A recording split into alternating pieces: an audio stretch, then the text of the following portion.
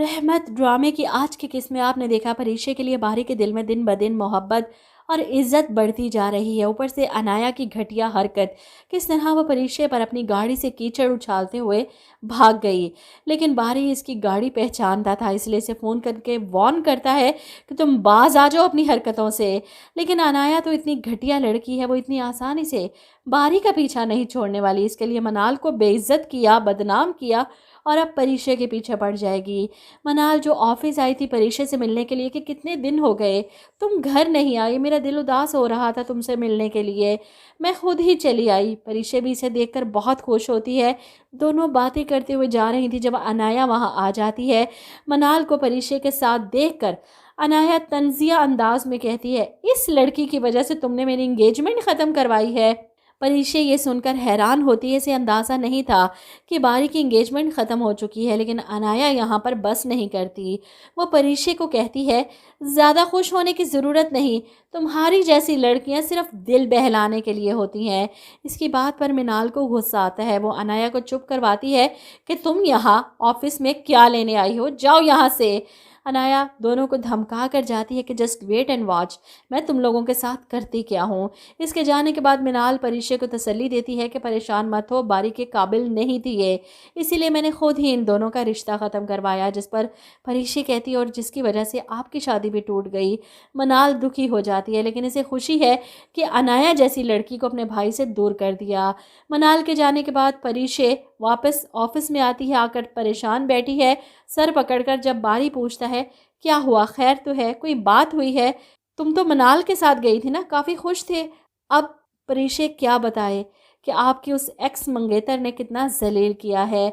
ऐसे में आप देखेंगे कि बारी एक बार फिर से इसे ऑफिस से घर ड्रॉप करने जा रहा है और रास्ते में वो परीक्षा से बात करता है कि मैं काफ़ी दिनों से नोट कर रहा हूँ, आप काफ़ी डिस्टर्ब हैं, कुछ हुआ है घर में, कोई परेशानी है, कोई मसला है।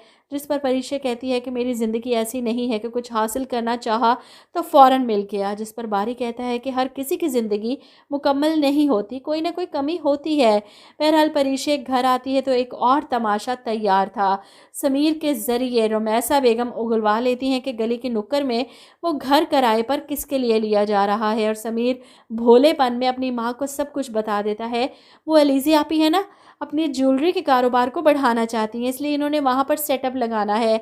अब ये सुनकर रुमैसा बेगम फिर से आलम साहब के कान भरती हैं, सुन लिया आपने, अब आपको पूरे मोहल्ले के सामने जलील करेंगी आपकी बेटियाँ। जिस पर आलम साहब पहुंच जाते हैं फिर से अलीज़े को बातें सुनाने, कितना बेइज्जत कराओगी तुम अपने बाप को, अब दुकानों पर बैठोगी, हालत देखो तुम अपनी। वो इसकी माजूरी की तरफ इशारा करते हैं। ऐसे में जुबैदा बेगम अपनी बेटी का साथ देते हुए आलम साहब को जवाब देती हैं कि जिस घर में मर्द नहीं होता उस घर की लड़कियों को मर्द बनना पड़ता है। मैं अलीज़े की माँ हूँ और मेरी इजाज़त से अलीज़े ये काम कर रही है। आलम साहब कैसे ये ताना बर्दाश्त कर सकते हैं। खर्चे के नाम पर जो चंद रुपए देते हैं, इस पर इन्हें लगता है कि वो इस घर के कफील बन गए हैं, कुछ भी कह सकते हैं, कुछ भी कर सकते हैं। लेकिन इनकी गलत फहमी दूर करेंगी जुबैदा बेगम कि मेरी बेटियां अपने पाँव पर खड़ा होना चाहती हैं, अपना काम करना चाहती हैं, मेहनती हैं वो, और मैं भी चाहती हूँ कि आगे बढ़े, दुनिया को फेस करना सीखें।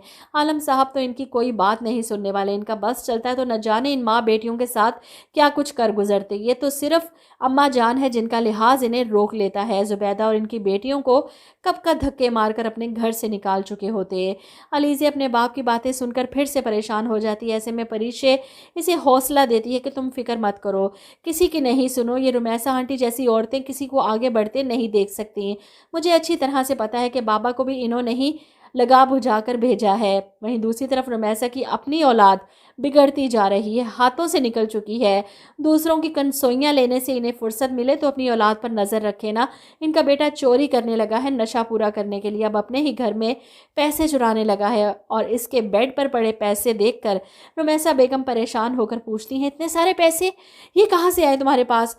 वो अपनी माँ से झूठ बोल देता है, दोस्त के हैं, वापस करने जा रहा हूँ। और रुमैसा बेगम अपने बेटी की गलतियों पर पर्दे डाल देती हैं ताकि आलम के सामने सच हमेशा छुपा रहे।